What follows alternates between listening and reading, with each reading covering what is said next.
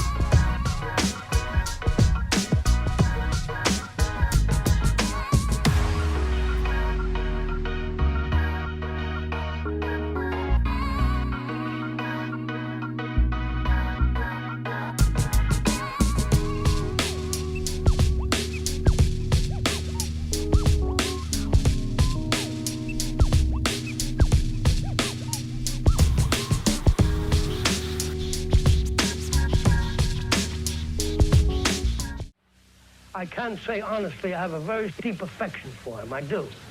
To me, he's my boy, he's with me. I often say to him, you know, I owe you a lot, and he doesn't know what I mean, but I'm going to tell him now what I mean. If he weren't here, I probably wouldn't be alive today. The fact that he is here and doing what he's doing, and doing as well as he's doing, and improving as he has, gives me the motivation and interest to stay alive. Because I believe that a person dies when they no longer wants to live. But I have a reason with Mike here, and he gives me the motivation. I will stay alive, and I will watch him become a success, because I will not leave until that happens.